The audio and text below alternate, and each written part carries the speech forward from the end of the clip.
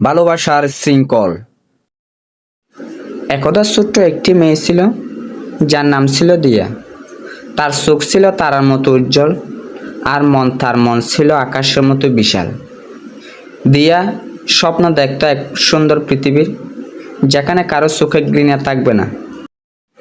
দিয়া দেখত মানুষ প্রায় একে অপরের থেকে দূরে সরে যায়, ছোট ছোট কারণে ভুল বোঝাবুঝি হয়, তার মন খারাপ হয়ে যেত। সে ভাবত, যদি সবাই শুধু একটুখানি ভালোবাসা ভাগ করে নিত। একদিন দিয়া ঠিক করলো, সে নিজেই শুরু করবে এই ভালোবাসার অভিযান। সে তার ছোট্ট হাত বাড়িয়ে দিল, প্রথমে তার প্রতিবেশীর দিকে, একটি মিষ্টি হাসি আর একটি ছোট্ট ফুল। প্রতিবেশীর মুখে ফুটে উঠল এক জলমলা হাসি। সেই হাসি যেন এক জাদুর মতো কাজ করলো। তিনি সেই ফুলটি নিয়ে গেলেন, আর তার নিজের বাগানের সবচেয়ে সুন্দর ফুলটি দিলেন অন্য এক বন্ধুকে।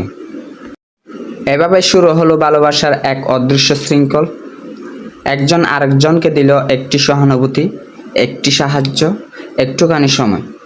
ছোট ছোট এই কাজগুলো ছড়িয়ে পড়তে লাগলো গ্রাম থেকে গ্রামে, শহর থেকে শহরে। দিয়া দেখলো তার স্বপ্ন সত্যি হচ্ছে। মানুষের চোখে আর ঘৃণা নেই, আছে শুধু মায়া আর মমতা। ভিন্নতা তাদের আর আলাদা করে না, বরং তাদের গল্পগুলোকে আরও রঙিন করে তোলে। প্রতিটি ভালোবাসার কাজ ছিল একটি ছোট তারা, আর সেই তারাগুলো একসাথে মিলে তৈরি করলো এক উজ্জ্বল আকাশ, যা পৃথিবীটাকে আলোকিত করে তুলল।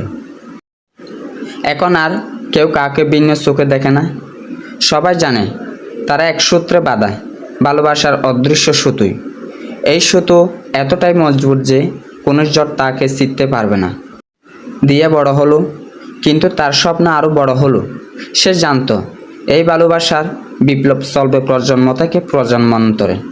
তার সন্তানেরা, তাদের সন্তানেরা সবাই হবে ভালোবাসার উত্তরসূরি।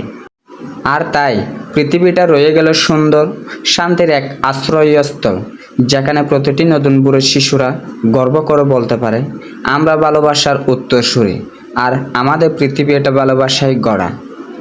বন্ধুরা, এই দিয়ার জন্য একটা সাবস্ক্রাইব তো করতে পারেন।